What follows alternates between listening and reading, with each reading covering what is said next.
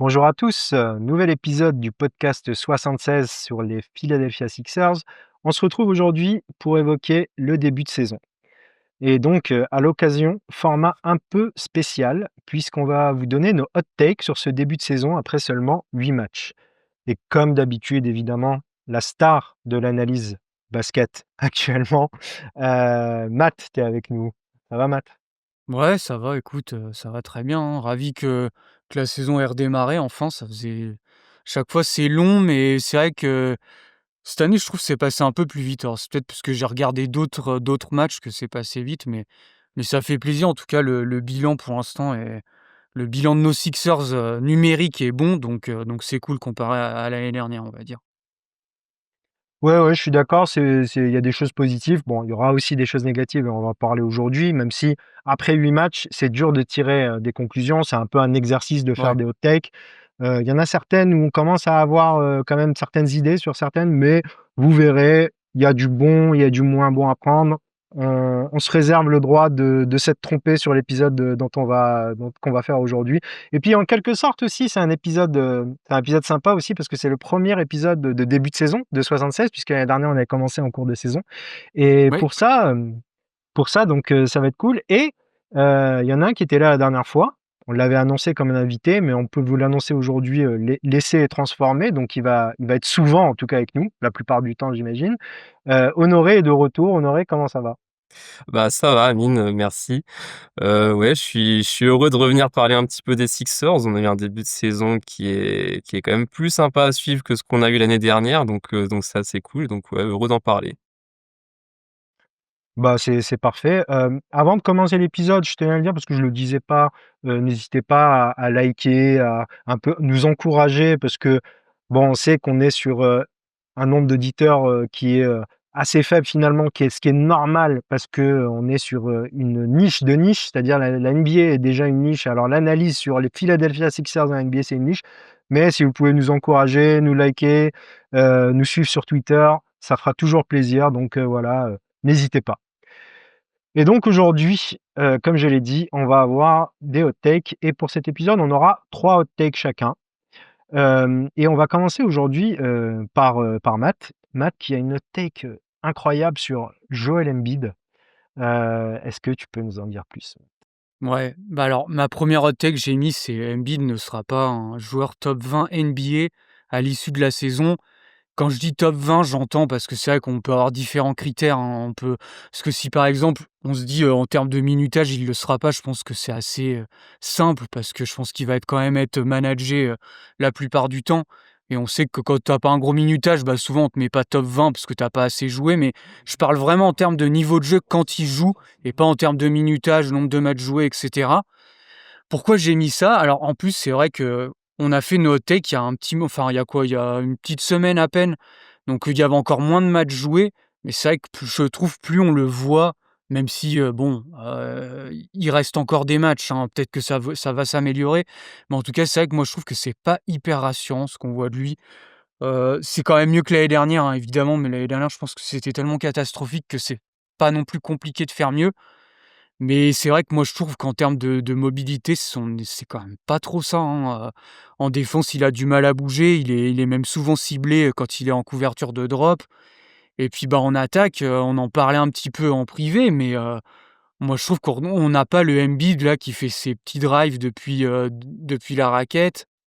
En fait, il a du mal à aller au cercle, hein, tout simplement. Je crois que j'avais même regardé, c'est sa plus basse, fréquence au cercle depuis, bah, depuis sa saison rookie, enfin même depuis ces dernières années. En fait, il a un peu transformé ses tentatives au cercle par des tentatives à 2 points, mais des longs 2 points et en fait, on le voit beaucoup faire aussi de pick and pop, je trouve.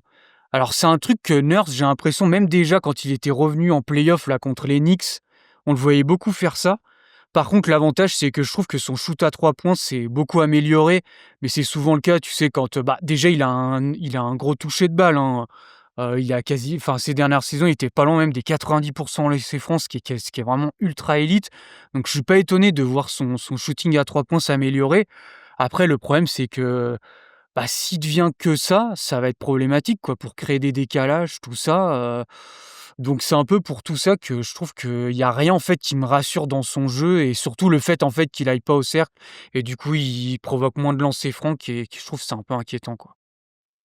Ouais, moi j'étais, on en parlait un petit peu, en tout début de saison lors des 2-3 premiers matchs. Tu avais déjà alerté là-dessus. Moi, j'étais un peu plus patient parce que je me dis on a l'habitude qu'avec Embiid, comment dire? Pardon, qu'Embiid soit un Un diesel tout diesel, ouais. simplement.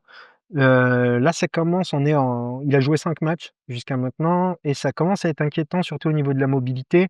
Moi, ce qui m'inquiète le plus, en fait, là-dedans, c'est que, on savait qu'un jour, Embiid ne dominerait plus autant en attaque. Ça, on en était, quasi certain. Au bout d'un moment, le physique qu'il a ne lui permettrait plus de dominer autant en attaque.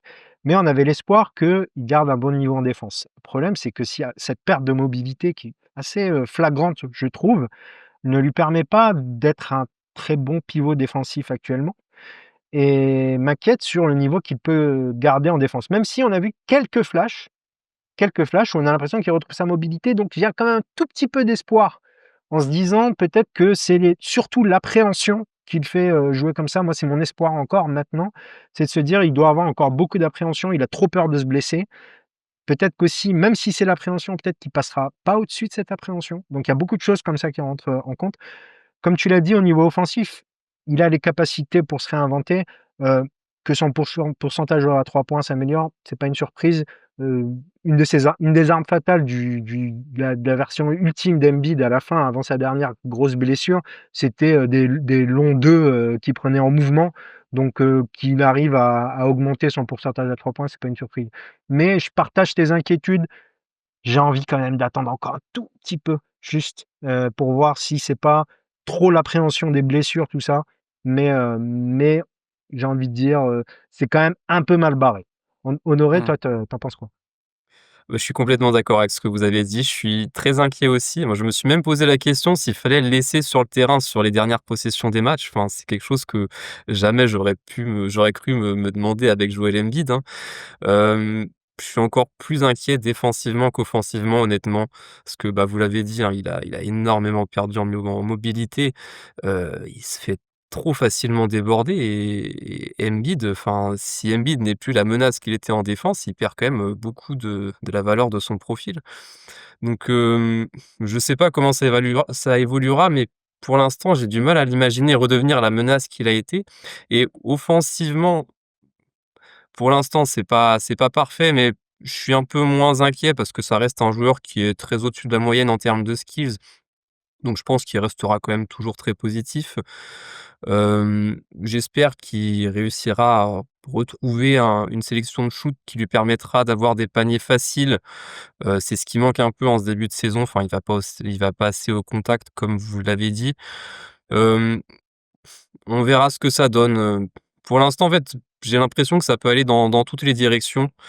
Hem, parce qu'on sait qu'on n'a pas la version définitive, d'Embiid, actuellement et les Sixers sans Embiid iront nulle part donc il faut espérer que ça tourne du bon côté.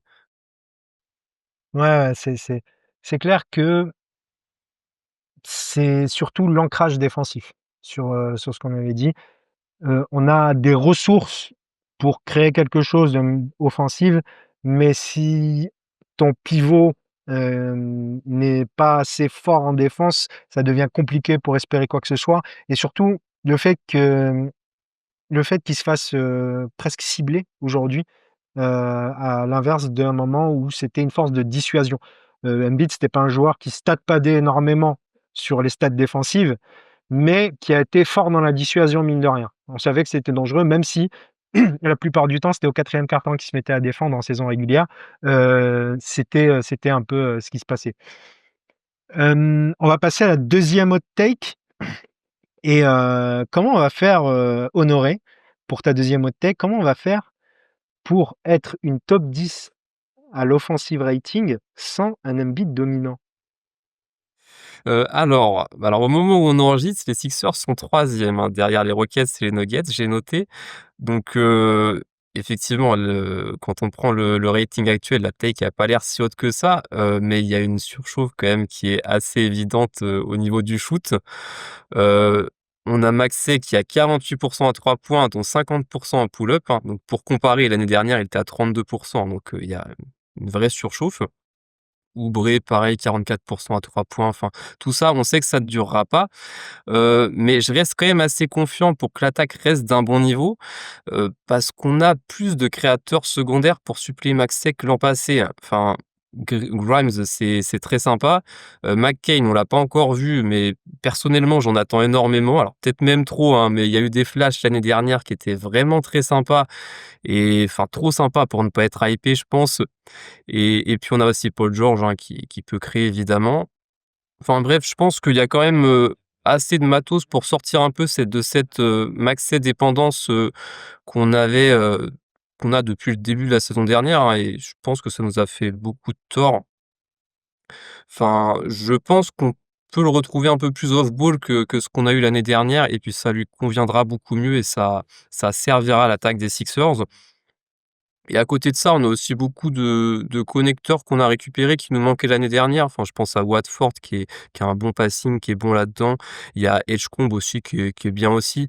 Enfin, on passe de Lonnie Walker, Council à des joueurs qui sont vraiment plus connecteurs et qui vont nous faire du bien à ce niveau-là. Le shoot, pareil, je pense pas qu'on ait de problème de spacing cette année. Enfin, il y a trop de bons shooters dans cet effectif et je pense même qu'on a quelques shooters élites, hein, enfin avec Maxey et McCain. Donc, le spacing qui est très utile quand même quand on a Joel Embiid dans une équipe, je pense qu'il sera bon. Donc il y a quand même les ingrédients pour avoir un jeu comme le Sweat Nurse, peut-être un peu plus en mouvement. Enfin, je suis assez confiant à ce niveau-là. Bon, j'ai pas encore trop parlé de Joel Embiid. Effectivement, c'est quand même un sujet très épineux, hein, comme on l'a dit juste avant. Hem, c'est dur de prévoir l'évolution qu'il va avoir au cours de la saison, hein. Ça peut partir dans tous les sens. Pour l'instant, c'est pas très bon. Il est pas efficace, même sur un assez gros volume, mais ça se voit, hein, il a peur d'aller au contact. Hem, mais ça reste un joueur quand même trop au-dessus de la moyenne, je pense, pour qu'il pour qu'il pénalise, cette attaque et il libérera quand même les autres joueurs, ça reste une menace donc je reste assez confiant et puis après, ben, on est quand même dans une conférence, Est, qui est peut-être la pire, conférence des 10 dernières années en NBA. On va jouer 2 tiers de nos matchs contre des équipes de l'Est, donc ça aide pour gagner des matchs. Donc ouais, top 10 à l'offensive rating, ça me semble possible. OK, j'ai envie de dire, Matt, qu'est-ce que tu en penses toi? Je pen Peut-être un peu plus réservé, surtout, par rapport à la surchauffe qu'on a actuellement à 3 points? Ouais, c'est plus par rapport à ça parce que, en fait, moi, le seul truc, c'est bon, je reparlerai du niveau de jeu plus tard, mais rapidement, je trouve pas qu'il y ait une énorme différence, en fait, comparé à l'année dernière. On a par contre plus de talent, ça c'est indéniable. Parce que l'année dernière, bah, on avait toujours ces problèmes de blessures évidemment, parce que Paul George n'était pas là au début de saison dernière. Joel Embiid, bah, c'était encore pire que cette année, il jouait pas du tout et quand il jouait, c'était pas bon du tout. Donc il y a ça déjà en plus, le fait d'avoir Grimes, d'avoir Edgecombe, on sent quand même que l'effectif est mieux bâti. Après le problème de top 10 à l'offensive rating, il y a du talent certes, mais je trouve que, ça manque quand même de créateurs de décalage et de playmaking. C'est un peu les choses qu'on évoquait déjà l'année dernière et vu que, bah, on a un peu évoqué le fait que Joel Embiid, pour l'instant, n'est pas au niveau qu'on l'attend ou en tout cas des saisons où il était MVP ou même ne serait-ce qu'un petit peu moins, je trouve qu'on a quand même un gap par rapport au Joel Embiid d'avant. Bah, c'est un peu ça moi qui m'inquiète. Par contre, c'est sûr que par rapport au niveau de la conférence Est, je pense quand même que cette équipe-là sera bien classée, soit aller au pire des cas play-in où j'ai quand même pas trop de mal à les voir dans les 6 premiers. Déjà d'engranger des victoires avec un peu la surchauffe là qu'on est en train d'évoquer, bah, ça va compter, hein, pour après. Je pense que l'année dernière, c'était un peu le cas contraire, on était en sous-chauffe, il y avait beaucoup de joueurs qui étaient en dessous de leur standard à 3 points. Là, c'est peut-être l'effet inverse. Bon, j'ai envie de dire tant mieux pour le bilan, donc ça comptera pour après. Puis peut-être l'autre truc aussi à pas oublier, par contre, on a un calendrier qui est ultra favorable, hein. Pour l'instant, on n'a vraiment pas rencontré des forts adversaires. Mais l'année dernière, j'ai envie de dire, même contre les mauvais adversaires, on perdait les matchs. Donc déjà, au moins ces matchs-là, on les gagne. Donc j'ai envie de dire, sur la conférence Est, je pense que si on compare avec les autres, on sera bien classé. Après, être top 10, par rapport à toute la NBA, c'est peut-être là où j'ai un peu de mal, tu vois? Je pense qu'il y aura une normalisation quoi qu'il arrive, à un moment donné. Mais par contre, on a des bons shooters, j'avais dit ça. Oui, il y a une surchauffe, mais je pense que l'équipe sera quand même meilleure à 3 points parce que Quentin Grimes, VJ Edgecombe, Tyrese Maxey, Paul George aussi, qui avait connu une très mauvaise saison à 3 points, s'il fait une bonne saison, tu vois, on a quand même des bons shooters. Donc, il y a quand même des motifs d'espoir pour quand même que ça reste à un bon niveau, on va dire. Oui, tu dit qu'on n'avait pas affronté des grandes équipes, mais on a quand même affronté les terrifiants Chicago Bulls, heu, de ces débuts de saison, contre qui on a perdu, hein. C'est la preuve que c'est la preuve qu'ils sont terrifiants. Donc, ouais, je vous rejoins un petit peu tous les 2. Top 10, la hot take, c'est top 10 à l'offensive rating. Moi, j'ai un peu de mal parce que je pense qu'il y a des équipes qui vont envoyer vraiment, qui vont envoyer beaucoup d'attaques en vérité, sur l'attaque plus que sur la défense. Je pense par exemple aux Lakers qui vont être très très haut, je pense, à l'offensive rating avec Luka Doncic. Mais effectivement, il y a quand même beaucoup de menaces offensives du côté des Sixers, mine de rien. Quand tu as Maxey, que tu as Edgecombe, comme on voit sur ce début de saison, quand tu as Quentin Grimes, comme l'a dit Matt, on va avoir le retour de Paul George, moi, dans lequel je fonde beaucoup d'espoir. Je pense qu'il va compter beaucoup dans le fait que notre saison soit bonne ou pas bonne, même si ça dépend en majorité d'Embiid, il va quand même beaucoup compter le niveau de PG à son retour. Effectivement, je pense qu'on sera pas très loin en tout cas. On sera pas très loin, on sera, allez, c'est une colle de take, mais je pense qu'on sera top 15 attaque NBA. Et du coup, on va passer à ma hot take. Alors moi, ça fait longtemps que je fais plus trop dans l'analyse, tout ça. Du coup, moi, je vais faire des analyses un petit peu roster, un petit peu management, parce que c'est là où je me retrouve le mieux. Et j'essaie de lire un petit peu dans les pensées de Nick Nurse. Et c'est ça, et de Nick Nurse, pardon. Je me trompe de hot take. Dans le cerveau de Josh Harris, surtout. Et je pense qu'on ne rebuildera pas, même si notre saison est un échec, même si Embiid s'est terminé. Enfin, je parle à la fin de la saison. Imaginons, on se rend compte que Embiid, c'est fini. On se rend compte que Paul George, c'est sur la fin et que on n'a plus que Maxi en A7 et puis des joueurs comme VJ Edgecombe sur lesquels miser.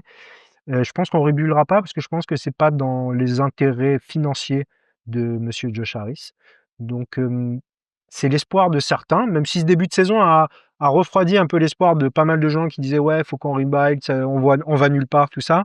Je pense que ça finira par revenir à un moment donné parce que j'ai du mal à nous voir contender suite cette saison, si Embiid confirme sa forme, on va dire moyenne et pas au très haut, au très haut de son niveau, quoi. Donc je pense que ça finira par revenir, mais je pense qu'on passera pas tout de suite par là. Je pense qu'en plus, avec les contrats d'Embiid, de Paul George qui sont là encore à la fin de saison, qui seront là encore pour plusieurs années, je pense que ce n'est pas trop intéressant et je pense qu'on risque de se retrouver dans une situation. Alors, c'est beaucoup de science-fiction parce qu'on ne sait jamais, peut-être que la saison sera bonne et qu'on construira quelque chose là-dessus, mais je nous imagine bien euh, nous retrouver dans une situation d'équipe pas mauvaise, pas bonne non plus. Et du coup, c'est un peu le côté qui me déplaît, moi. J'ai pas envie de trop voir. C'est les Orlando Magic de Nikola Vucevic à l'époque. C'est les Detroit Pistons à une certaine époque avec Drummond et Blake Griffin, où ça va en playoff, ça va pas en playoff. Et quand ça va en playoff, ça se prend 4-0. C'est un peu ce que je nous prédis pour, pas cette saison, mais pour les 2-3 saisons à venir. Et ça me fait un petit peu peur.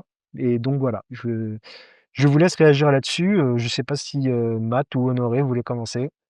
Bah, moi, je te rejoins sur le moi, c'est un peu, ce qui me fait peur aussi, le côté, on va être trop fort pour être mauvais et pas assez bon pour être compétitif en play-off. En tout cas, si Embiid reste à ce niveau-là ou que même on se rend compte que ça va pas du tout, bah, comme j'ai dit, il y a quand même un talent minimum, dans cette équipe. Surtout que Paul George, je pense pas sera tradé. Avec son contrat, ça va être très difficile. Embiid, c'est pareil. Donc en fait, tu un peu coincé, hein. Tu un peu coincé parce qu'en plus, bah, Maxey, Grimes, Edgecombe, McCain, enfin, tu vois, ça fait des joueurs, Paul George, ça fait quand même des joueurs qui vont t'apporter, en fait, un plancher. Mais le plafond sera pas très haut. Donc c'est ça qui, pareil, qui me dérange un peu et je suis un peu d'accord. Moi, je ne vois pas non plus un rebuild, en fait, parce que je pense que ces joueurs-là vont pas être tradés et le seul que moi j'avais un peu évoqué, c'est Maxey parce qu'il pourrait te permettre c'est le seul en fait qui a une valeur terrain, qui a aussi le contrat parce qu'en fait, si tu prends Edgecombe, si tu prends, McCain, enfin tous ces joueurs-là, ils sont en contrat rookie. Donc, trader un contrat rookie, puis en plus tu as quelque chose à aller gratter avec ces joueurs-là. Tu les as draftés il y a pas longtemps alors que Maxey déjà, je pense qu'on est à peu près à la version finale. On sait qu'on n'aura pas plus que ce qu'il est actuellement, enfin je doute en tout cas. Si après il y a encore une explosion, tant mieux. Mais voilà, je pense qu'il a une certaine valeur dans la ligue où tu peux en tirer, des assets. Après le problème, c'est est-ce qu'ils vont le faire, tu vois? Parce qu'il y a aussi le côté avec Embiid où on sait qu'il s'entend bien, donc est-ce qu'ils voudront un peu séparer ce truc-là? On est un peu dans le flou, c'est vrai que je sais pas trop, mais en tout cas, moi je serais pas étonné que ça reste comme ça. Et puis Daryl Morey a un peu cet historique avec les Rockets, il y a jamais vraiment eu de rebuild, donc peut-être que ce sera comme ça jusqu'au moment où, il va peut-être attendre l'opportunité qu'il y ait une superstar qui soit sur le marché et peut-être qu'à ce moment-là, il dégainera la carte trade. Ce sera peut-être ça, hein, son plan, mais oui, je suis un peu d'accord avec toi, je vois pas non plus les Sixers rebuild, l'année prochaine si la saison, est un échec. Ouais.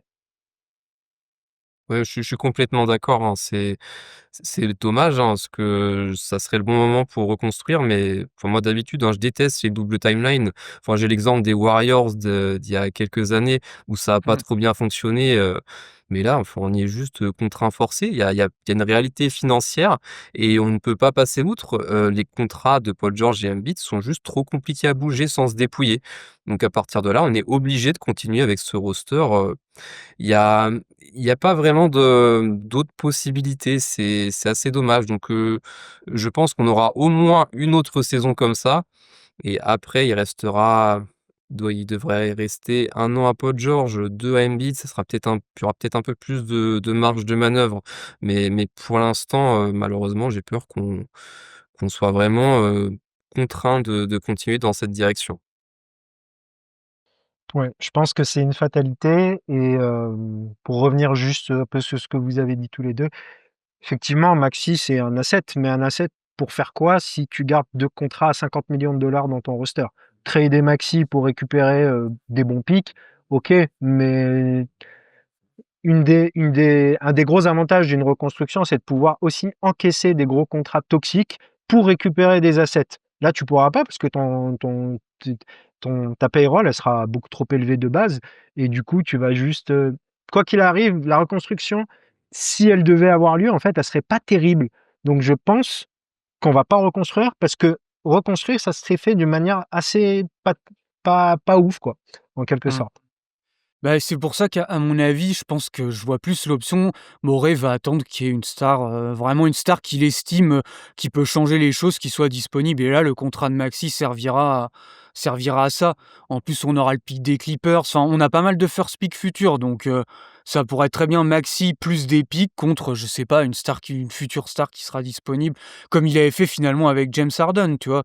Il suffit qu'une équipe ait pas envie de payer, une star ou voilà et que lui estime que ça en est une et qui pourra changer le visage de la franchise il tradera, tu vois? Je le vois plus comme ça parce qu'effectivement le côté on récupère du draft capital, c'est une ça va être compliqué parce qu'en plus tu auras quand même toujours Embiid, toujours Paul George dans l'effectif. Alors à moins que tu fasses comme les Bucks, hein, que tu les coupes ces joueurs-là, mais c'est vrai que bon Embiid, j'ai un peu du mal à voir les Sixers le couper avec tout l'historique qu'il y a eu, ce sera un peu une fin bizarre, ouais. Autant, je peux imaginer Paul George, pas tout de suite, hein, je pense que il peut se faire couper en dernière saison, tu vois, de contrat Ouais. éventuellement et si ça marche pas. Autant Embiid, je pense qu'il ira au bout de son contrat même s'il est sur une jambe, hein. Je vois pas comment, ça pourrait arriver autrement. On va passer à la hot take suivante, qui est celle de Matt et on va parler quelque chose d'un peu plus positif, puisque Ouais. Matt, tu vas nous parler de Veggie Edgecombe. Oui, alors moi j'ai mis, VJ Edgecombe sera rookie de l'année.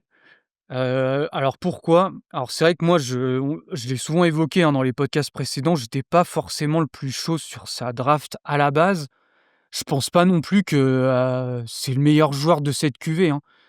C'est en fait, j'ai mis cette hot take parce que c'est simplement par rapport à comment fonctionnent les trophées surtout. Heu et en fait, bah, Edgecombe déjà, il a l'avantage par rapport surtout à Dylan Harper et à Cooper Flag, c'est qu'il a un énorme temps de jeu. Il joue, en plus il a pour lui, c'est un avantage d'être avec Nick Nurse, enfin j'en sais rien, j'espère pas parce que pour ses blessures et cetera, ça peut être, négatif, mais le temps de jeu, il a quasiment 40 minutes de temps de jeu par match, ce qui est colossal. Non, mais c'est surtout, en plus, je pense qu'il est mis dans le rôle qui lui va parfaitement, en fait. Et on l'a vu dans ce début de saison, je pense que c'est pour ça qu'il performe bien parce que, bah, on lui demande pas forcément d'être le premier créateur, mais en tout cas mis un peu dans ce rôle de connecteur, j'ai envie de dire, de profiter de ses qualités athlétiques pour attaquer les close-out. En plus, son shoot à 3 points, moi, c'est même surtout ça qui m'impressionne dans son début de saison, mais je trouve que même la mécanique est vraiment très fluide. Apparemment, il l'a rebossé avec le staff, j'ai entendu et j'ai l'impression que ça se voit, j'ai l'impression que le toucher de balle est vraiment là et ça, c'est quand même cool parce que quand tu as un alliage toucher de balle plus, bah, qualité athlétique pour finir au cercle, c'est toujours sympa, même si c'est pas sur du drive de création. Mais en plus, quand je vois, bah, Dylan Harper, lui, au contraire, il a pas un gros temps de jeu, parce que bon et puis en plus, il y aura le retour de Fox. Là, il s'est blessé en plus et Cooper Flag qui est pas non plus mis dans les meilleures dispositions. J'ai regardé deux trois matchs des Mavs, bah, ça fait même un peu peur parce que, il est pas super bien utilisé, je trouve et en fait, tous ces trucs-là, je pense que ça peut profiter à VJ. Je serais pas étonné, en fait, qu'à la fin, bah, Dylan Harper qui a pas un énorme temps de jeu, plus Cooper Flag qui sera peut-être pas forcément très bien utilisé, puis il est jeune, hein, Cooper Flag, ça se trouve, son explosion va arriver, l'année prochaine. Donc en fait, je serais pas étonné qu'à la fin, bah, il donne, finalement le rookie de l'année à VJ parce qu'il aura le temps de jeu, il aura les statistiques, les points par match et cetera, qui aiment bien un peu, les gens qui votent pour ce trophée-là. Donc vraiment, je serais pas étonné qu'il l'ait à la fin. Ouais. Avant de laisser parler Honoré, je voulais juste dire que l'utilisation de Cooper Flag à Dallas, on est à deux doigts du terrorisme, hein, clairement, hein. Ouais. J'espère qu'on va mieux l'utiliser à l'avenir pour un joueur qui est annoncé comme une future star de la NBA. Honoré sur VG. Bah, alors je reviens juste sur le minutage, moi ça me fait un petit peu peur quand même de voir autant de minutes pour un rookie. Enfin, il a 38 minutes là, c'est même pour un joueur, bien établi en NBA, c'est énorme. Alors pour un rookie, c'est enfin je sais pas si j'ai déjà vu ça. J'ai peur qu'il se prenne un rookie wall, assez tôt dans la saison. C'est ce qui me fait un peu peur. Après, ben, tu as dit ses qualités et enfin il est clairement dans la course. Dylan Harper, je crois qu'il s'est blessé pour plusieurs semaines, hein, donc je sais même pas s'il sera éligible pour les trophées. J'ai un doute si ça prend en compte, les trophées pour les rookies. Mais après oui, il faut voir la concurrence, il y a Cooper Flag et puis, il y a plus grand monde, à côté, hein, donc je pense oui qu'il peut être dans la course, quasiment jusqu'au bout, hein. Pour le minutage, moi, je suis moins inquiet. Je suis moins inquiet parce que ce début de saison, il est un peu même si Nick Nurse est un joueur qui force sur les minutages, on a quand même, c'est-à-dire que en espérant juste que McCain finisse par revenir à un bon niveau, on aura 4 joueurs sur lesquels il faut donner des minutes au poste d'arrière. Là, sur ce début de saison, en gros, Grimes devait, récupérer des minutes sur Maxey, sur Edgecombe et un peu sur pardon, des phases où il y avait 3 guards, où Edgecombe et Grimes pouvaient jouer tous les 2. Et je pense qu'avec le retour de McCain et le retour de PG à l'aile, ce qui enlèvera un peu plus des formules avec 3 guards, fera qu'à un moment donné, ça va descendre. Et puis l'autre truc que moi j'aimerais dire, c'est que là où vraiment Edgecombe, tout ce que vous avez dit est juste. Et j'ajouterais juste que c'est celui qui apparaît le plus prêt pour la NBA, que ce soit physiquement, que ce soit dans son attitude, qui a accepté tout de suite un rôle. Il est quand même numéro 3 de draft, mine de rien. On l'a mis en avant, on ne croyait pas trop en lui parce qu'on s'attend justement à un role player plus plus. Et on trouvait que c'était un peu trop haut en 3. Mais au final, c'est un role player plus plus qui accepte tout de suite d'être un role player plus plus. Et qui, pour l'instant, l'est en plus. C'est-à-dire qu'il n'a pas déçu sur ce qu'on attendait. Tout de suite en NBA. Je pense qu'on a tendance à minimiser le fait que, un rookie marche tout de suite en NBA dans son rôle, le rôle qu'il doit avoir.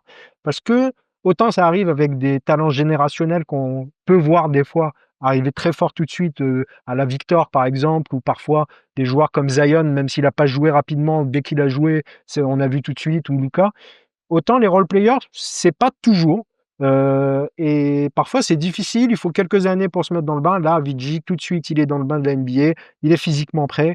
Donc j'espère effectivement que Nick Nurse va pas trop le solliciter et il aura forcément un rookie wall dans la saison. Il faut s'attendre à ça, surtout quand tu joues vraiment beaucoup. C'est sûr que ça va lui arriver. Mais je suis d'accord, je pense qu'il a toutes ses chances pour être rookie de l'année. Moi, pour moi, le plus grand concurrent, ça reste Cooper Flag. Il suffit de 4 mois où il est mieux utilisé, où il commence à être très fort, pour changer les votes. Parce que c'est un peu le talent générationnel américain, un peu comme ce qu'il y a eu avec Anthony Edwards. Je pense qu'il va être très poussé par la fanbase américaine pour ce genre de choses. Je le vois bien un petit peu boosté par la presse, quoi, un petit peu Cooper Flag. Voilà. Ouais. Ouais, c'est vrai et il me semblait que j'avais vu passer ça, hein, la petite statistique des minutes par match. Si tu prends les minutes totales par match de tous les joueurs de NBA, dans les 5 premiers, il y a 3 Sixers quand même, hein. Il y a Maxey 1er, Edgecombe 2e et Kelly Oubre 4e, hein et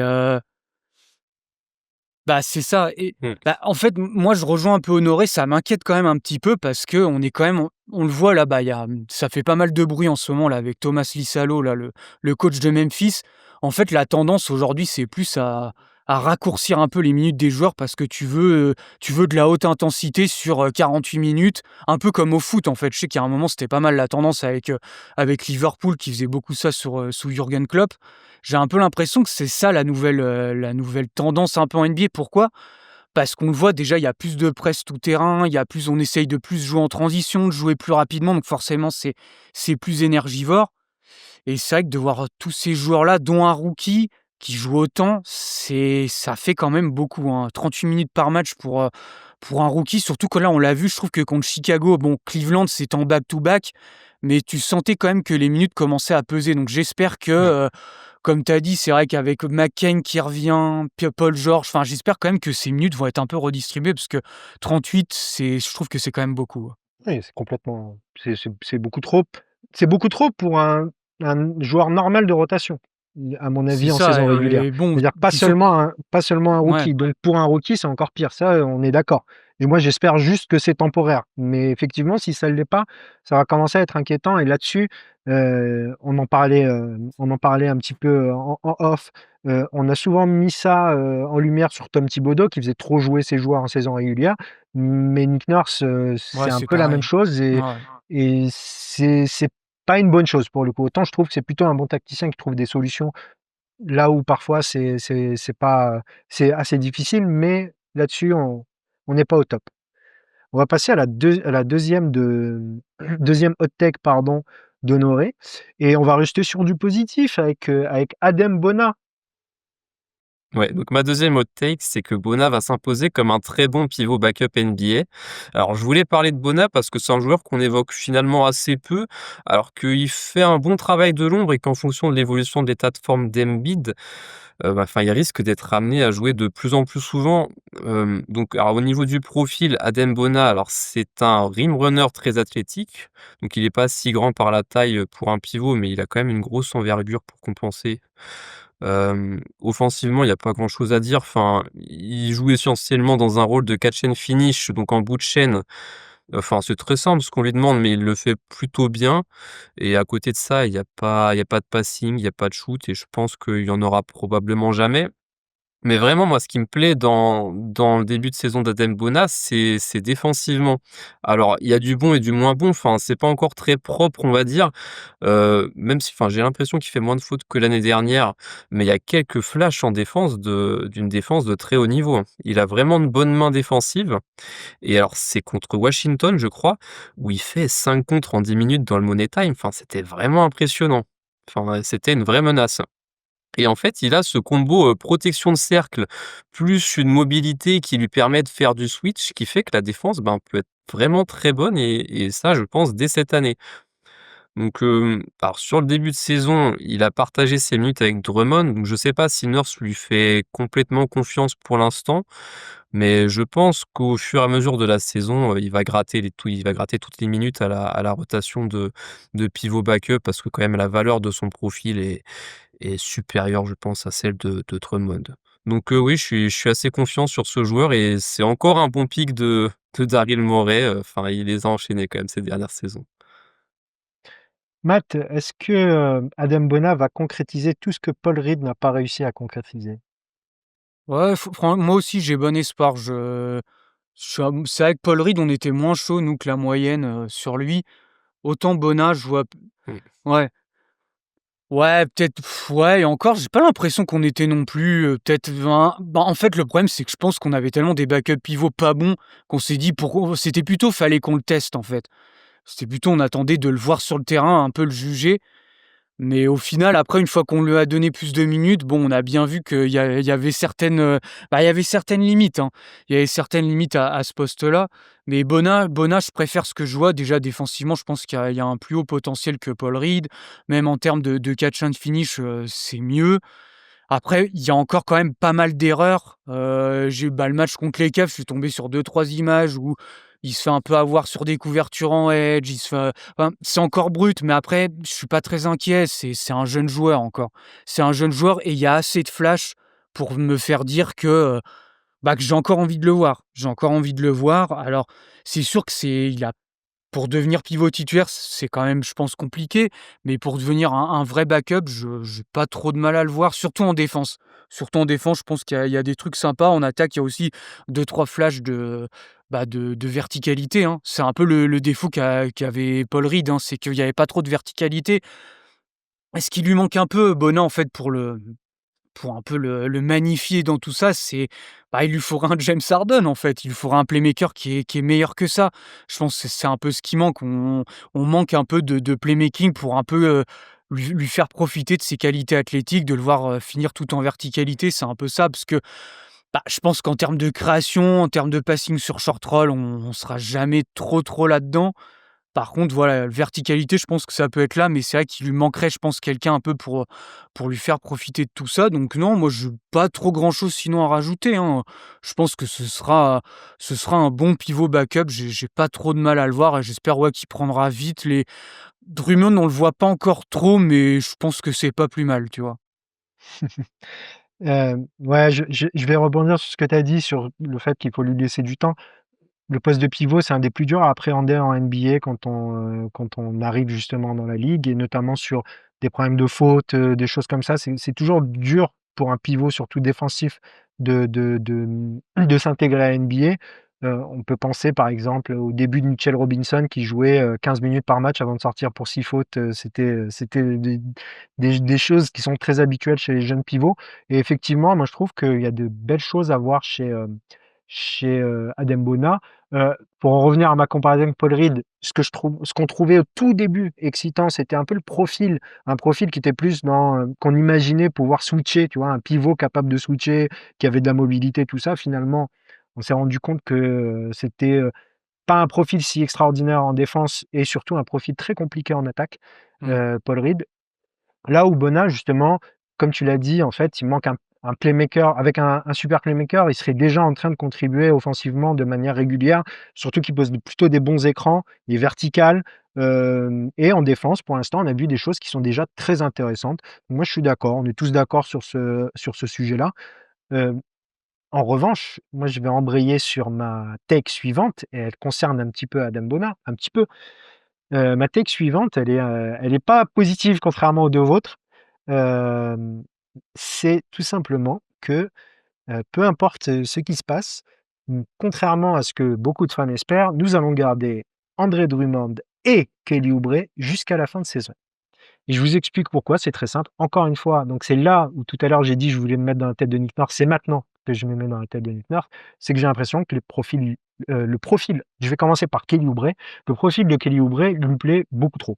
C'est un joueur athlétique, c'est un joueur capable de faire de l'iso. Alors, si je dis ça, je pense qu'on l'a déjà assez dit dans le podcast 76, moi et Matt, peut-être pas encore Honoré, mais tu me diras ce que tu en penses, qu'on n'est pas fan de Kelly Oubre, même s'il a certaines qualités, on n'est vraiment pas fan de Kelly Oubre pour un collectif.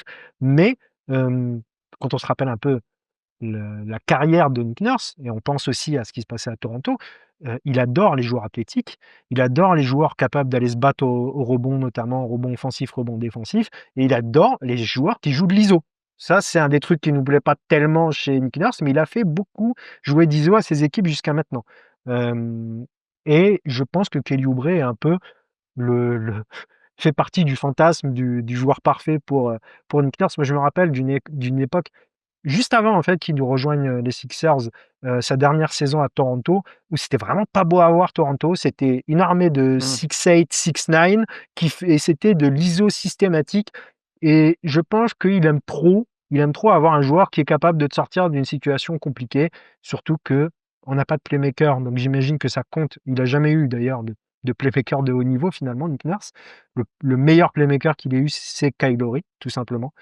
Euh, donc je pense que Kelly Oubre, Kelly Oubre pour moi c'est un lock, je pense qu'il va vouloir le garder, surtout on a un peu plus de profondeur sur l'aile, mais c'est jamais assez de bons ailiers, enfin de bons ailiers. C'est un bien gros mot concernant Kelly Oubre, mais on n'est jamais assez d'ailiers. Ouais. Et pour Drummond, c'est très simple. Pour moi, je pense que c'est volontaire de l'avoir gardé et qu'on va le garder jusqu'à la fin de saison, tout simplement parce qu'on sait qu'Embiid va avoir du minutage très limité et aussi pas mal de matchs qu'il ne va pas jouer. Et que cette saison, Nick Nurse ne veut pas jouer de match sans avoir deux pivots valides. Et on l'a vu. Drummond a joué la plupart du temps, c'est plus nombreuses minutes en tout cas, lorsque Embiid n'était pas là. Et en troisième pivot, derrière Adem ce qui me fait plaisir pour le coup, qu'il soit clairement derrière Adem Bona, et je pense que ça va rester comme ça. Mais je pense on a tellement peur de la saison qu'on va passer avec Embiid qu'on gardera Drummond parce que pour un backup pivot, même s'il nous a énervé, même si ce qui nous énerve le plus finalement, c'est le montant de son salaire qui aurait pu être bien mieux alloué, je pense que Nick Nurse va vouloir garder Drummond qui continue à prendre des rebonds et pas grand-chose d'autre. C'est mon avis sur André Drummond. Mais voilà. Alors, qu'est-ce que vous en pensez? Honoré, ça fait longtemps qu'on t'a pas entendu. Bah, sur Kelly Oubre, je suis 100 d'accord. Enfin, en fait, quoi qu'on en pense, il a une utilité sportive et il joue 37 minutes par match. Donc j'en pense la même chose que vous, mais Nurse a l'air quand même de l'apprécier énormément. Donc à partir de là, enfin, oui, en plus, il fait un bon début de saison, quoi qu'on en dise. Donc je vois vraiment mal, Daryl Morey lâcher des assets pour se séparer d'un joueur qui joue et puis qui en plus est en fin de contrat. Donc enfin à partir de là, je vois pas d'intérêt de s'en séparer, actuellement. Pour Drummond, Hem, je sais pas. En fait, dans mon esprit, c'était qu'un contrat entre guillemets, enfin, il y a pas un intérêt sportif vraiment très élevé, surtout qu'on a drafté un quatrième pivot aussi, un Johnny Broome, mais dans les faits, ben, pour l'instant, il joue, hein. Donc le contrat est pas si cher, hein. Je suis pas surpris s'il reste, je suis pas surpris s'il part, mais enfin, je sais pas, c'est un ajustement à la marge, ça dépendra des opportunités de marché, je pense. Je je sais pas trop Drummond. Matt? Bah, le truc, c'est que, je suis pas totalement d'accord parce qu'en fait, moi, il y a un truc que vous oubliez, c'est Josh Harris, hein. Le Ouais. problème, c'est qu'on Mmh. va tu vois, je suis en train de regarder, on est 6 900 000 au-dessus de la taxe. Ce 6 900 000 va falloir qu'il disparaisse parce que, bah, spoiler, hein, enfin, c'est pas trop un spoiler, mais on va passer sous la taxe, hein, à la trade deadline.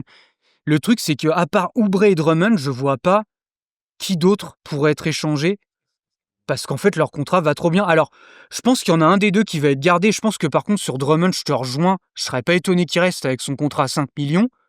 Par contre, Kelly Oubre qui a son contrat à 8 300 000 et quelques, bah moi je vois bien lui se faire trader parce que il te permettra de passer en dessous de la taxe.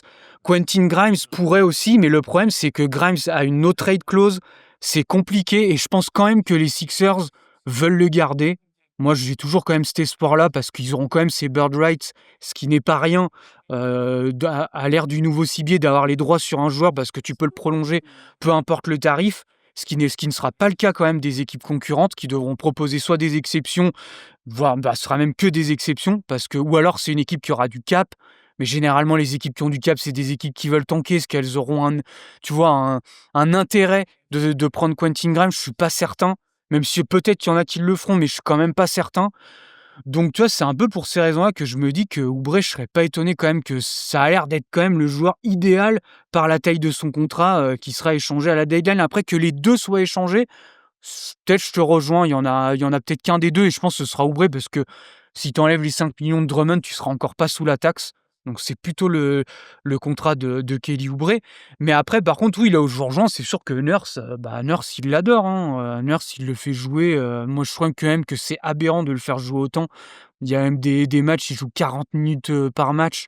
Alors je pense que c'est aussi le fait qu'il y ait des blessures. J'espère quand même que ce temps de jeu va diminuer quand Paul George et cetera reviendra. Mais c'est surtout que, déjà, tu l'as un peu évoqué, Amine, mais il est en complète surchauffe, Kelly Oubre. Ça va pas rester, je vous le dis tout de suite.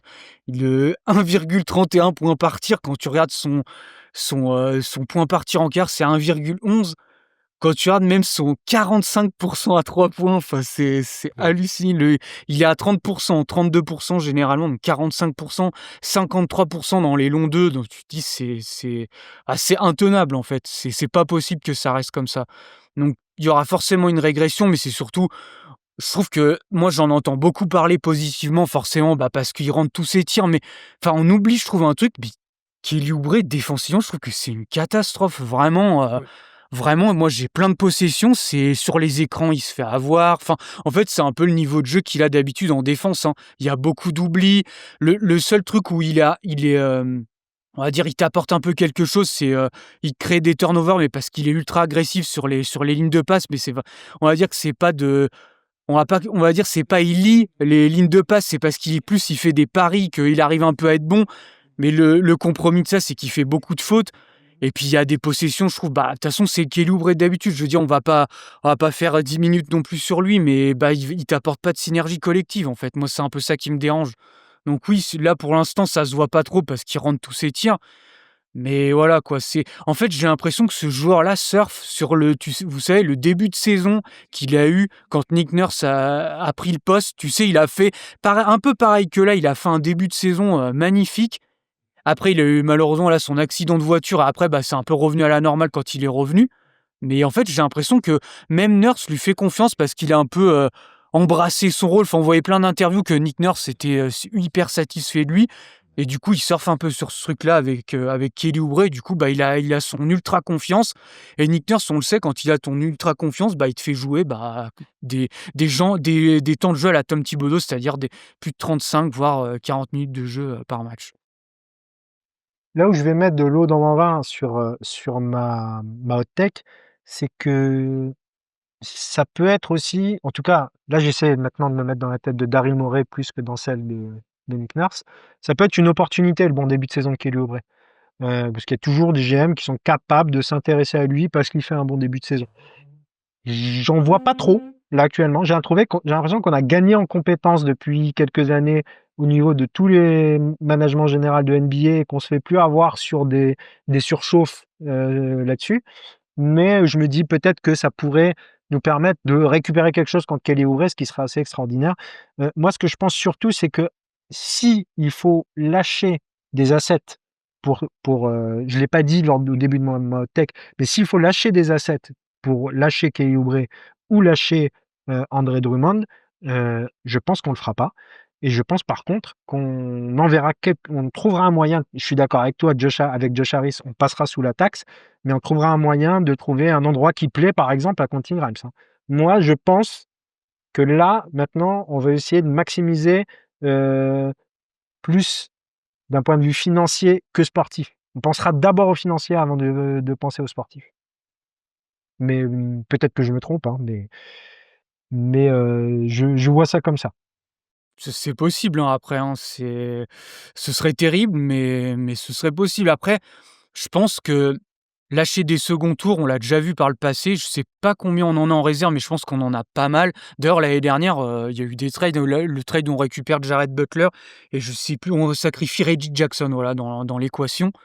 On sacrifie pas mal de second tours, hein. Donc je serais pas étonné, tu vois, qu'on en envoie, je sais pas, 2-3 second tours plus Kelly Oubre, et puis une équipe qui encaisse son salaire. Parce que je pense, pour encaisser 8 millions, t'as pas besoin d'envoyer énormément d'assets. Donc je serais pas étonné qu'une équipe comme Brooklyn, tu vois, une équipe comme ça, là, qui joue rien, qui a du salary cap, je serais pas étonné que, voilà, récupère des second tours, prennent, Kelly Oubre, et puis voilà, quoi. Et puis non, ils encaissent juste le salaire, et nous, comme ça, on passe sous la taxe. Surtout qu'il est en fin de contrat. Ça joue quand même. Voilà, c'est C'est ça, quand c'est même ça. plus facile d'envoyer des contrats comme ça quand c'est la fin. Honoré, tu n'as plus rien à dire sur le sujet? Non, non, non, j'ai tout dit. OK, on passe donc à ta dernière hot take, Matt. On va rester sur plutôt du négatif on va parler tactique là. Ouais, bah, c'est alors là, ça va être peut-être une autre take qui va pas plaire, pas trop plaire, mais c'est un peu provocateur aussi, hein, mais j'ai mis le fond de jeu des Sixers n'a pas changé par rapport à l'année dernière, j'ai envie de dire n'a pas changé tant que ça par rapport à l'année dernière. Ce serait plutôt ça le parce qu'évidemment, il y a des choses qui ont changé parce que c'est ce que je disais surtout en début de podcast. Je pense que c'est surtout le talent de l'effectif qui fait on a quand même un fond de jeu, enfin en tout cas une compétence sur le terrain qui est largement supérieure. Parce que en fait, le problème de l'année dernière, c'est, il y avait que Tyrese Maxey, en fait, qui pouvait porter la balle. Parce que je le rappelle, Embiid ne jouait quasiment pas, voire ne jouait pas. Paul George était blessé aussi en tout début de saison. Là, on enchaîne toutes les défaites contre les Bucks, contre Toronto, je me souviens, où c'était assez catastrophique. Mais par contre, il n'y avait pas d'autres joueurs qui pouvaient porter la balle. McCain jouait pas encore énormément. On n'avait pas, bah, évidemment, Edgecombe était toujours en NCAA et on n'avait pas encore récupéré Quentin Grimes. Moi, j'ai envie de dire, c'est surtout ça, en fait, qui a changé. C'est on a récupéré d'autres joueurs qui peuvent un peu porter la balle, même si c'est pas des porteurs de balle primaires, c'est des joueurs qui peuvent avoir le ballon en main et un peu créer un minimum. Surtout Quentin Grimes, depuis la saison dernière, qui a un peu, on l'avait jamais vu porter la balle comme ça, mais il a été testé beaucoup comme ça l'an passé, ça a beaucoup marché. Donc ça déjà c'est bien. VJ Edgecombe qui peut aussi un peu porter la balle. On a eu le retour aussi de Trendon Watford, c'est cool lui aussi qui peut un peu créer du jeu, mine de rien. Tu vois, ces joueurs-là, on les avait pas l'année dernière. Et c'est un peu ça, je trouve, on va dire, qui améliore pour l'instant ce qu'on voit sur le terrain. Mais après, moi, je trouve que foncièrement, quand tu regardes tactiquement ce qui se passe, moi, je trouve pas qu'il y a énormément de choses qui ont changé, hein. Pour moi, ce qui fait qu'on a ce bilan-là, on en revient, pour moi, c'est on est un peu en surchauffe à 3 points, voire pas mal en surchauffe pour certains joueurs. C'est surtout ça, si on rentre énormément de 3 points. Parce que quand tu regardes un peu la fréquence au cercle, on est dans le bottom 10 en fréquence au cercle et pour avoir des 3 points dans les corners. Ça, c'est un peu, tu vois, les stats que j'aime bien regarder de, les stats de réussite, de choses comme ça. C'est jamais très parlant sur un début de saison parce qu'on n'a pas un sample assez grand, mais ce qui est intéressant à regarder, c'est les fréquences. Comment les équipes quel tir les équipes vont chercher. Et quand tu regardes, bah, en fait, nous, c'est énormément de tirs pris above the break, ce qu'on appelle le cleaning the glass. Donc, c'est tous les tirs à 3 points, mais pas pris dans les corners. Et généralement, les équipes, quand elles créent du jeu, bah, soit elles vont chercher beaucoup de tirs au cercle, soit elles vont chercher beaucoup de tirs dans les corners parce que bah, c'est les tirs les plus rentables. Et aussi, quand tu as généralement, tu sais, des bons playmakers et des joueurs qui vont attirer les défenses, bah, tu vas pouvoir trouver des shoots comme ça, des corners à 3 points et des tirs au cercle. Et là, quand tu regardes ça, et même je trouve quand tu vois les matchs, ça se traduit bien. On a du mal à avoir de la rim pressure, en fait, de la pression vers le cercle. Je trouve qu'on n'en a pas beaucoup. Et même le match contre Chicago, la première mi-temps, c'est vrai, on marque beaucoup de points. Mais c'est beaucoup en fait de shot making, hein. Il y a énormément de shot making et je trouve que les matchs qu'on gagne, c'est énormément de ça. C'est du jeu à variance. Pour l'instant, la pièce tombe du bon côté, mais j'ai peur qu'à un moment donné, ça va se normaliser et les résultats bah, vont forcément baisser. Donc moi, oui, c'est bien, le début de saison est cool, on a des joueurs sympas, ça c'est très bien. Mais après, je trouve que tactiquement, par rapport à l'année dernière, il y a pas énormément de choses qui ont changé. Avant de donner la parole à Honoré, moi je vais juste dire mon espoir, même si j'ai du mal à y croire, vu ce que je viens de dire sur Nick Nurse juste avant.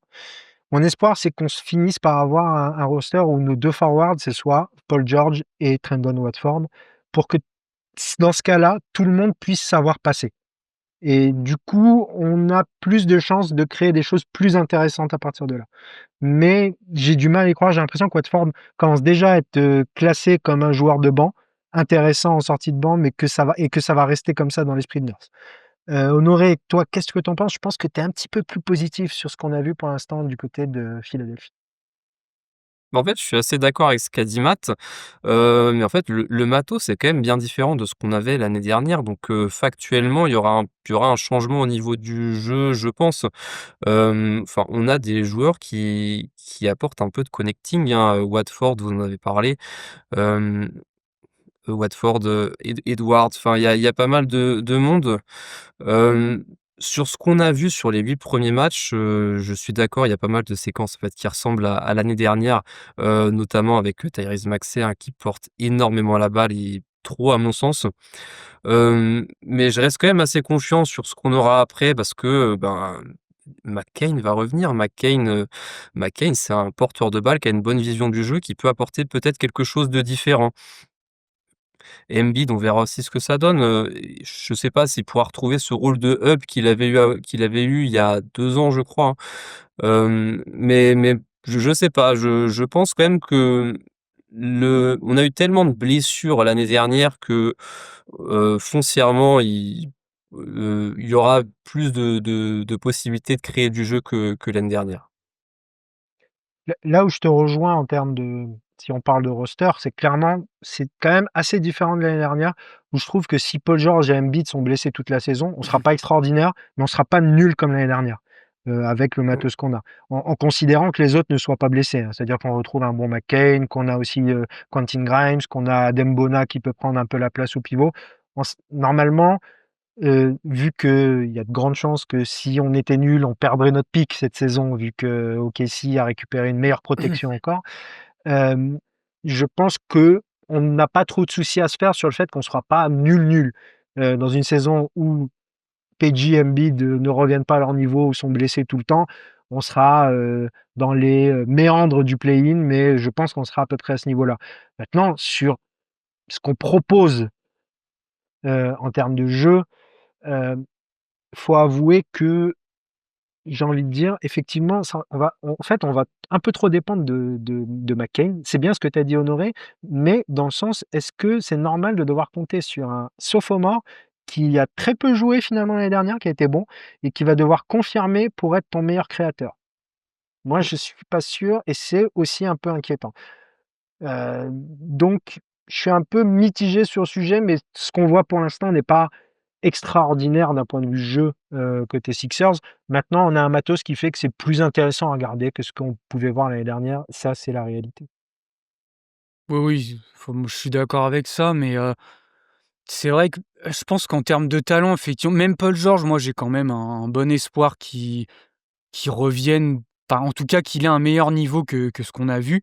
Parce que c'est vrai que, bah, c'était pas bon l'année dernière, mais je pense que autant Embiid, j'ai mes réserves, je pense qu'on a tous nos réserves. Autant Paul George, bon j'espère qu'il va, pour l'instant on l'a pas encore vu, mais il devrait revenir. Lui, il a pas eu de blessure comme Embiid, de blessure, ultra majeure. Donc je me dis: «Bon, normalement si on est censé le récupérer en termes de talent», mais c'est plus là de ce qu'on voit, je compare par rapport à l'année dernière, parce que l'année dernière on était un peu dans le même cas où on n'avait pas enfin on avait un Embiid pas du tout en forme et Paul George n'était pas encore là. Donc on peut avoir ce point de comparaison. Après, une fois que la saison avait, trop démarré, qu'on jouait le tanking, ça bon, on jouait plus rien, on le savait que le niveau de jeu serait pas bon. Mais voilà, je trouve pas non, en fait, je trouvais que l'année dernière, on en faisait beaucoup dans le sens inverse et là, cette année, quand je vois certaines, des fois, réactions, certains podcasts américains, même que j'entendais, ouais, Nick Nurse, c'est beaucoup mieux ce qu'il propose en attaque. Moi, je trouve que c'est pareil, en fait. Il y a pas eu de révolution tactique, hein, c'est la même chose, c'est juste qu'on a un poil plus de talent, on a moins de blessés et on a une petite surchauffe à 3 points, et c'est enfin, même une grosse surchauffe, tu vois? Je suis tombé sur une stat un peu «effrayante» entre guillemets, c'est, quand tu regardes les 3 points contestés, on est à 52 à 3 points, sur les 3 points contestés. La deuxième équipe, ils sont à 46. Donc tu vois, c'est un peu ce genre de truc qui me fait dire c'est, bah, ça va pas être tenable, tu vois? Il va y avoir quelque chose qui va se normaliser et voilà, les retours de Paul George, de comme tu as dit, McCain, je suis un peu d'accord. Moi, j'ai un peu cet espoir-là où peut-être que lui a peut-être un peu plus cet espoir de création, ou en tout cas, il va nous apporter peut-être un peu plus de création que certains, ou un boost. C'est peut-être ça un peu qui pourra peut-être changer les choses.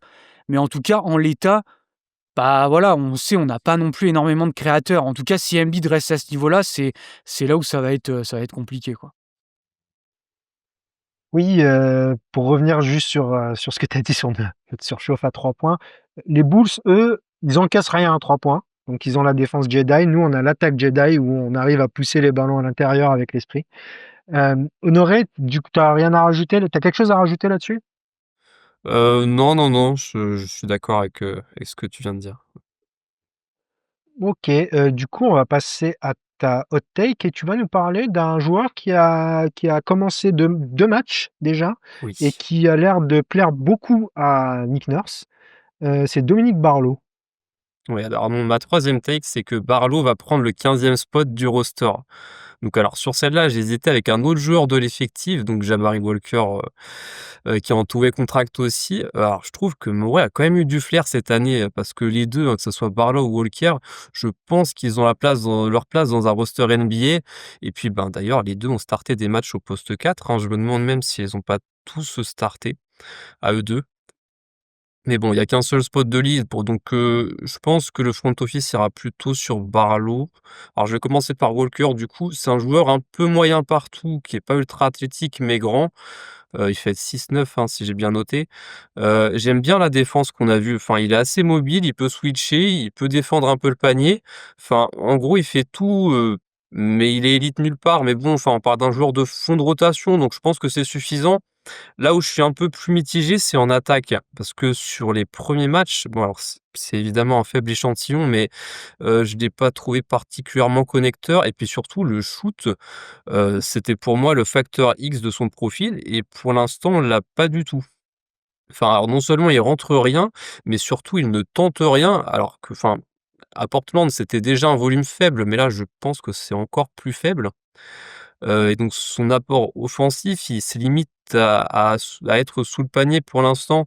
Donc je pense que c'est un peu léger, mais alors comme j'ai dit, je pense qu'il a quand même sa place dans un fond de roster NBA. Mais par rapport à Dominique Barlow, je pense qu'il correspond un peu moins à ce qu'aime Nurse. Et donc Barlow, pour le coup, lui, c'est vraiment un mini volume parce que, ben, 2 matchs joués en ouverture de saison. Après, il s'est blessé. Là, je crois qu'il devrait revenir dans pas trop longtemps. Mais sur le peu qu'on a vu, c'était franchement intéressant, j'ai trouvé. Alors, il y a pas de shoot non plus, hein, ça doit être encore pire que Walker. Mais à côté de ça, il est très athlétique. Je pense qu'il peut être utile sur cut, en transition aussi. Et là où il m'a vraiment impressionné sur le premier match, c'était contre Boston. C'est sur les rebonds offensifs. Enfin, il doit en prendre 5 sur le match. Enfin, c'était vraiment un domaine où on est assez faible depuis 2 3 ans et je pense qu'il peut vraiment faire du bien là-dessus.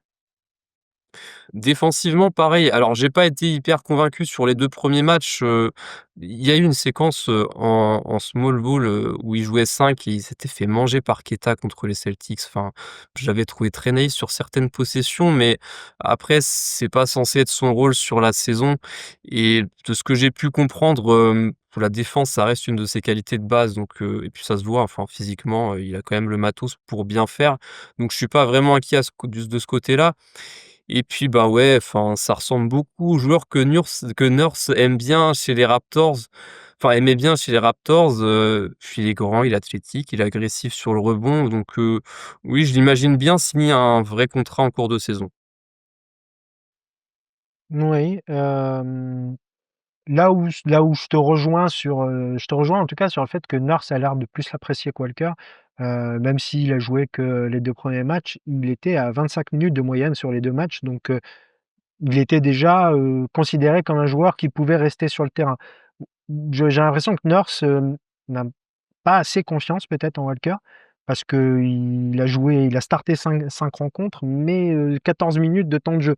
Donc peut-être un peu moins de temps pour Mmh. montrer, peut-être justement sur des tentatives de shoot et tout, effectivement, il a un volume qui n'existe pas quasiment, Jabari Walker, alors que il est capable de shooter à 3 points. On l'a vu à Portland la saison dernière et j'ai tendance à être d'accord avec toi que Barlow aura probablement le 15e, ce qui ne veut pas dire que l'un des joueurs du roster ne sera pas coupé pour que Walker ait aussi un roster spot, tu vois. D'accord. En tout cas, c'est le type de joueur qui plaît effectivement à Nurse. Moi justement, j'aimerais que ce soit, pas eux qui startent et que ce soit Trendon Watford Ouais, qui starte à leur mmh, place. Mais je serais content s'ils étaient, des solutions de banc justement où on était très en difficulté à l'aile la saison dernière, donc d'avoir des solutions qui ne soient pas trop handicapantes, parce qu'effectivement Barlow paraît quand même assez handicapant en attaque, hem, qui ne soient pas trop handicapantes, ça me convient si, c'est pas sur des minutages trop élevés. Matt, toi, qu'est-ce que tu en penses? Moi j'aime en tout cas les 2 sont des bons paris, ça y a rien à dire. Mmh. Franchement, c'est 2 two-way. Je pense qu'il y en a un des 2 qui aura un contrat, je serais pas étonné. J'attends encore de voir la bataille entre les 2. Moi, c'est vrai qu'il y a quand même des trucs que j'aime bien, je préfère chez Walker, mais il y a des trucs que je préfère chez Barlow. C'est vrai que Walker en attaque, ça a l'air d'être, compliqué. En fait, le problème, c'est que s'il y a pas le shoot à 3 points, bah, il reste plus grand chose et ouais, je rejoins un peu ce qu'a dit Honoré, il a alors il les rentre pas, mais c'est vrai qu'il a pas l'air d'être enclin à beaucoup les prendre. Donc c'est un peu ça, peut-être même plus qui m'inquiète.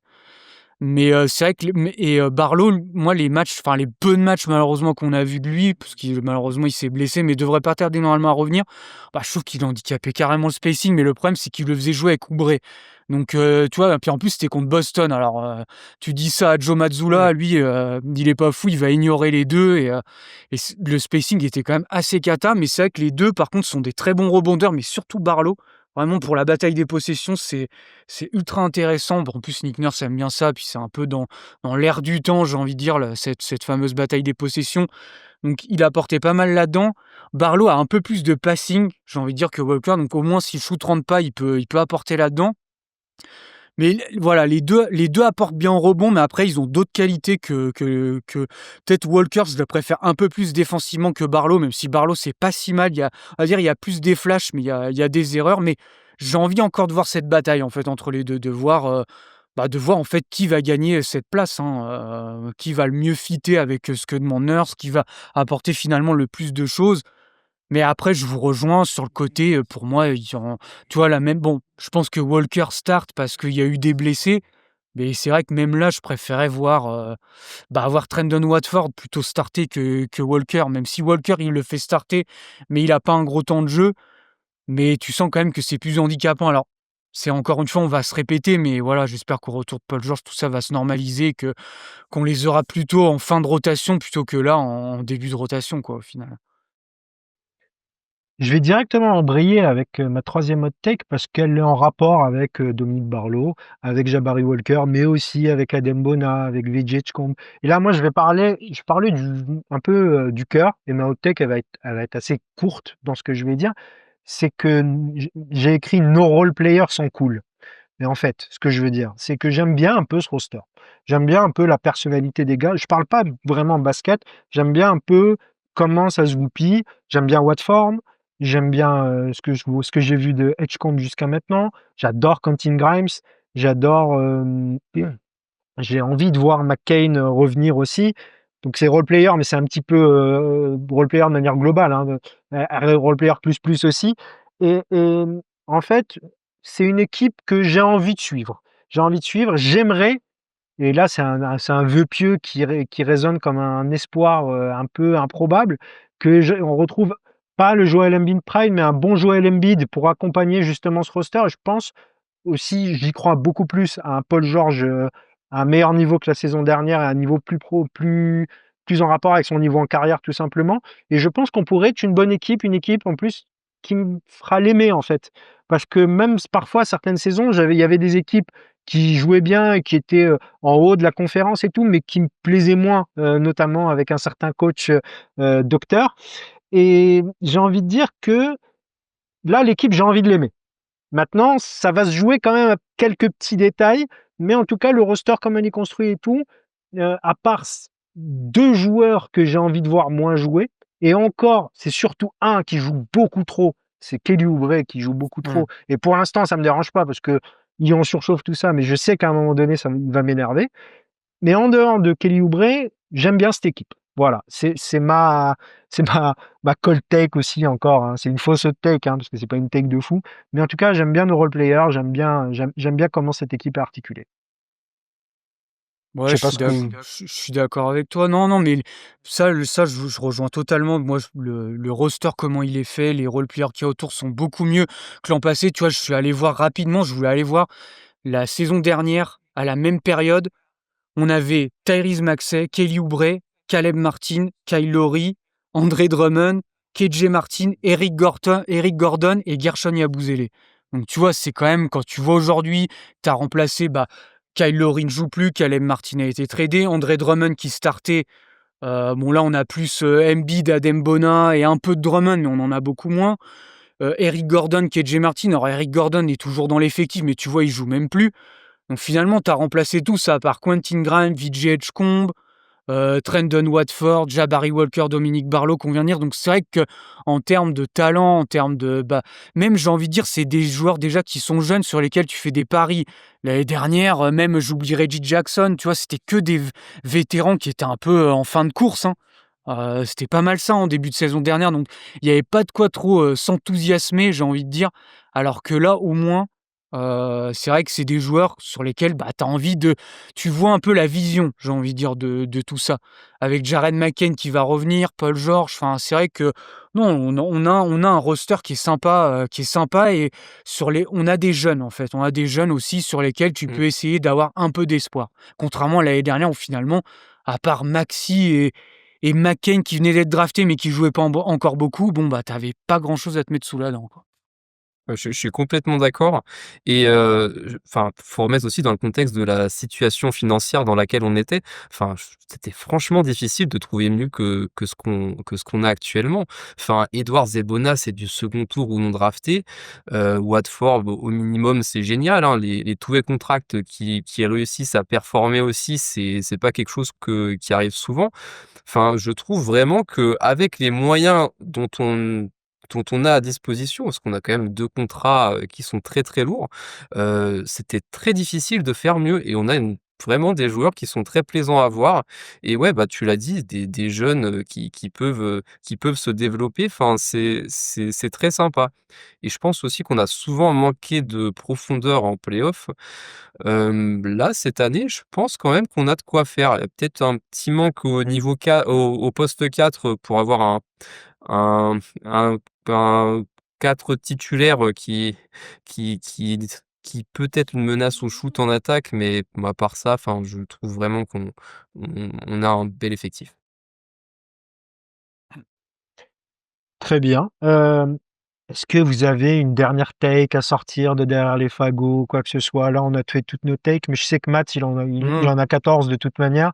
Donc, si tu veux nous en sortir une comme ça. Ouais, je vais sortir la dernière que j'avais en bonus, vu qu'on a encore un peu de temps. C'était, moi j'avais mis Tyrese Maxey va faire une saison efficace au scoring, c'est-à-dire au-dessus de la moyenne, NBA. Pourquoi j'ai mis ça? Parce que bon, on a souvent répété là que, voilà, on le voit beaucoup on-ball, mais malgré tout, il y a quelques trucs sympas où justement je trouve qu'on le voit un peu plus off-ball que ces 2 dernières saisons. Et c'est un peu pour ça que j'ai mis il finira au-dessus de la moyenne NBA parce qu'à chaque fois il a fini, quasiment à la moyenne, mais je trouve que on lui demandait trop de créer balle en main. Alors forcément, il a toujours ces ballons-là, mais je trouve que la force de son profil, c'est de pouvoir faire les 2 en fait. C'est d'être on ball, mais aussi off ball. Et pour l'instant, c'est vrai que ça se traduit, je trouve, à la fois ce qu'on voit sur le terrain. D'ailleurs, j'avais hésité à faire un thread, mais j'ai pas encore eu le temps.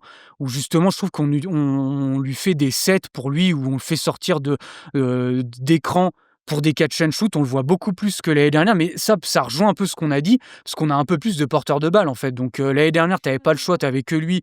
Donc tu avais que lui qui pouvait porter la balle, donc tu pouvais donner le ballon à personne. Mais là, le fait d'avoir des Grimes, des Edgecombe, tout ça, bon ces gars-là peuvent un peu porter la balle, tu peux le faire sortir d'un écran. Et il a un peu ses shoots en catch and shoot. Et la stat que je voulais donner, c'est on a retrouvé un Tyrese Maxey, il est à 50% de panier assisté. Alors que l'année dernière et il y a 2 ans, on était en dessous des 40 et c'était un peu moi mon problème. Je me disais: «C'est trop en fait pour Tyrese Maxey, il faut en fait qu'il ait ce jeu balancé». Et le fait aussi qu'il y ait le retour de Paul George et qu'on voit un peu plus Embiid, c'est quand même positif pour son jeu. Et OK, je pense qu'il est en surchauffe à 3 points, mais ça reste un excellent shooter de NBA. Et par contre, je serais pas étonné qu'il soit meilleur à 3 points que les autres années, mais parce qu'il aura plus de shoot off ball que de pull-up à 3 points. Je suis totalement d'accord. Mmh. Moi, j'ai rien à ajouter là-dessus. On aurait, je sais pas si tu as Oui, quelque bah, chose à dire clairement, mais en là-dessus. fait, c'est juste un shooter élite, donc c'est entre Ouais. guillemets «normal» qu'il ait une efficacité assez élevée. C'est juste que, ben, dans les contextes qu'il a eu depuis l'année dernière, il était beaucoup trop utilisé on ball et donc oui, avec un effectif un petit peu plus dense, je pense vraiment qu'il peut, bah, en fait, retrouver des standards qu'il a déjà connus par le passé, hein. Ça devait être il y a 3 ans où il était à 105 ou 106 de true shooting plus. Enfin, à mon avis, c'est des standards qu'il peut atteindre. Je sais pas, je suis assez confiant sur Maxey. Ouais, et puis il avait le rôle parfait parce qu'en plus on lui demandait encore moins de C'était à côté création, mais d'Arden. voilà. Mmh. Mais je pense qu'il peut quand même avoir ce rôle un peu plus entre deux, malgré tout garder son un peu plus d'usage qu'il avait avec Harden, mais quand même utiliser off ball parce que, il y a eu 2-3 séquences là avec Watford. Bah, en plus, il a ce profil de soit, soit tu l'utilises, à fond la caisse, tu sais, en mode bip bip là où il arrive, tu le fais arriver à soit par un cut et tellement qu'il est rapide, il va arriver avant son adversaire et finir fort au cercle, ou alors il va pouvoir avoir ce shoot à 3 points. Il a un peu cette double menace.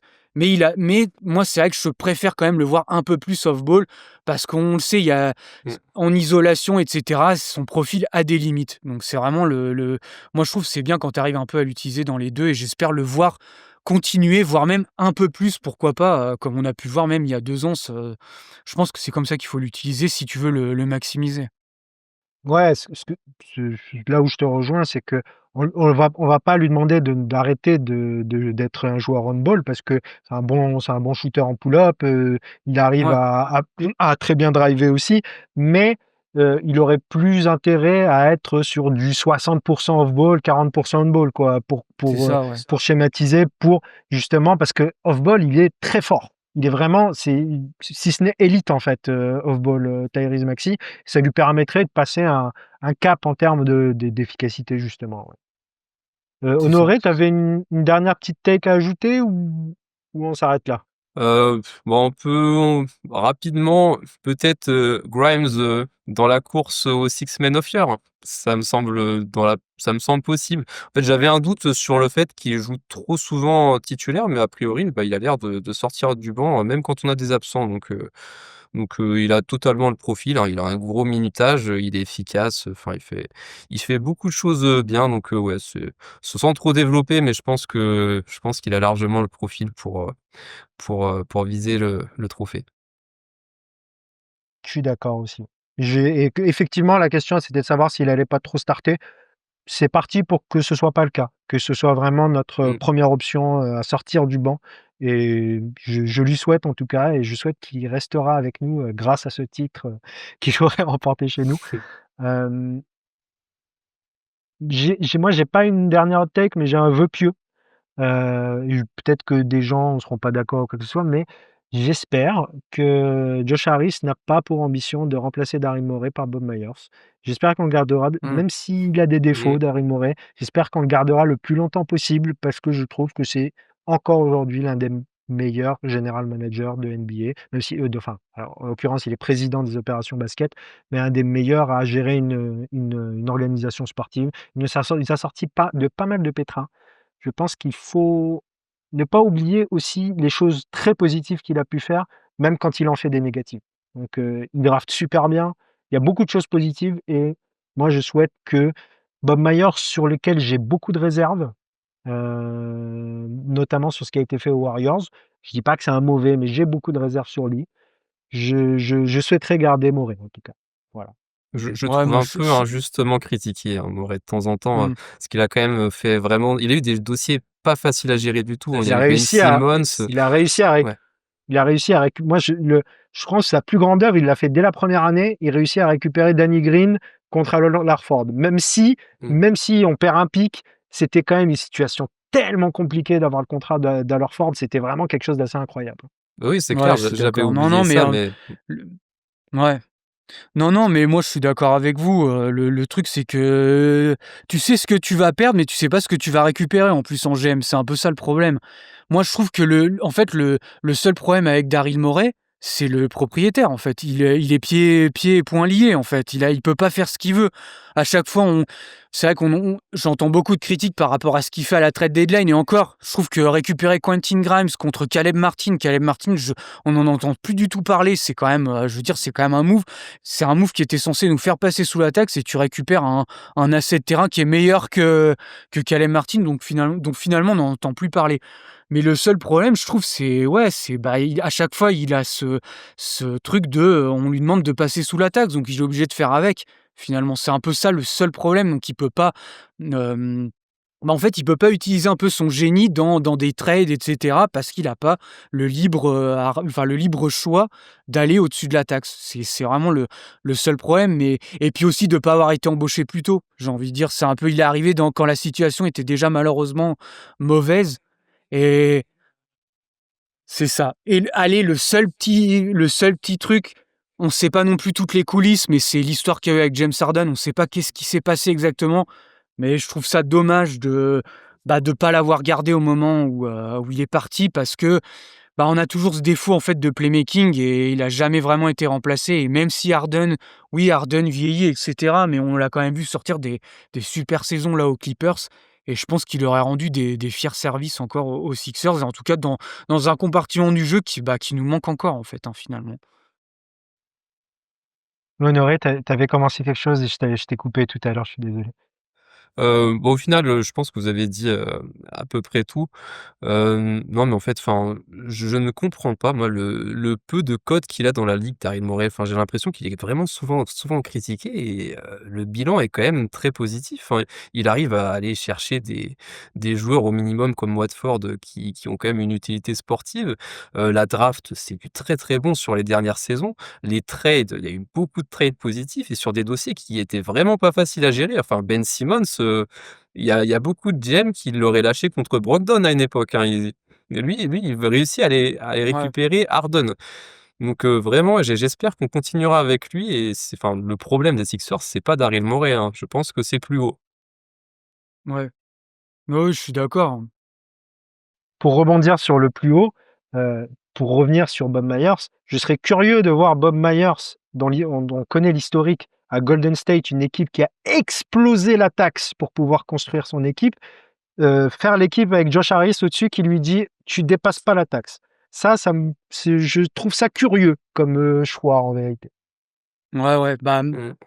d'ailleurs, oui, je crois on a oublié de le préciser, mais on parle de Bob Myers, parce qu'en fait, il a été recruté dans l'organigramme, dans l'entreprise de Josh Harris, mais il va plutôt avoir un rôle de ce que j'ai alors, il va pas être que pour les Sixers, hein, parce que Josh Harris est propriétaire de plusieurs franchises. Il a les Commanders en NFL, je crois il a une franchise du New Jersey en NHL, enfin bref, et puis les Sixers en NBA. Il a beaucoup de franchises à son actif, donc le but de Bob Myers, c'est un peu d'être, conseiller, j'ai envie de dire, mais conseiller de toutes ces franchises-là, pas que des Sixers. Mais c'est vrai que moi, ça me posait question, ce que tu dis. Oui, il va être conseiller quand même des Sixers. Il était GM à l'époque, donc là, tu mets un peu un espèce de gars dans les pattes de Daryl Morey. Est-ce qu'il va vraiment avoir que ce rôle de conseiller, de superviser, ou est-ce qu'il va un peu trop se mêler? Puis tu te dis, est-ce que si jamais, je sais pas moi, les résultats sont pas bons, est-ce que c'est pas Daryl Morey qui va en faire les frais? Parce qu'en plus, Bob Myers l'a déjà conseillé pour les Commanders, donc tu peux facilement te dire, bah si les résultats vont pas, est-ce que Josh Harris va pas virer Daryl Morey puis bah mettre Bob Myers GM quoi? C'est ça, c'est l'épée de Damoclès un peu C'est ça, ouais, ouais. dont on parle. C'est vrai que j'ai pas précisé au début, peut-être que vous n'étiez pas au courant, mais en tout cas, voilà, Matt a très bien résumé la situation. Je tiens juste, comme ça, on va terminer un peu là-dessus pour le rire, à rappeler que notre general manager actuellement, il s'appelle Elton Brand, toujours. Il est toujours Oui. dans l'organigramme Philadelphia Sixers, c'est assez incroyable. Le plus ancien emploi fictif de la NBA actuellement. À un moment donné, je sais qu'il y avait des équipes qui s'intéressaient à lui, j'aurais été content qu'il puisse partir. Mais aujourd'hui, il ne nous gêne pas tellement il semble avoir aucun pouvoir décisionnel. Donc Mmh. bon. Voilà, je pense qu'on a fait le tour un peu sur toute l'actu de ce début de saison des Sixers. J'espère que cet épisode vous aura plu à vous qui nous écoutez. Hem, Honoré, où est-ce qu'on te retrouve en dehors de 76 si on te retrouve quelque part? Bah, j'ai un compte Twitter, à part ça, non. Sur le Discord, je parle beaucoup, le Discord des Sixers, mais sinon non, j'ai pas d'actualité, hors, 76, au niveau basket. Et compte Twitter, c'est HNR, hein, c'est bien Oui, c'est ça? ça. Voilà, donc n'hésitez pas à aller le suivre. Et Matt, toi, par contre, on te retrouve à peu près partout, sur, l'analyse basket, c'est ça? Fais-nous un petit Ouais, résumé. toujours sur Twitter évidemment et puis, maintenant chez QI Basket vu que Dunk Hebdo, comme vous le savez malheureusement c'est terminé. Mais du coup voilà, c'est les podcasts, chez QI Basket. Et alors aujourd'hui, on est vendredi, je précise ça parce qu'il y a une vidéo, la fameuse vidéo que je dois sortir sur VG Edgecombe va sortir aujourd'hui à 17h sur la chaîne QI Basket, donc n'hésitez pas à aller la regarder. On est vendredi 7 novembre. Comme ça, vous Voilà. savez exactement quand est-ce qu'on enregistre. Oui, bah, moi, vous me retrouvez ici, c'est tout. Sur Twitter, vous le savez déjà, mais c'est pas la peine de me suivre en vérité, hein. Je commente un truc une fois tous les 35 ans, donc voilà. Voilà, nous on se retrouve, je pense, dans un mois. On n'a pas encore décidé de quoi on parlera.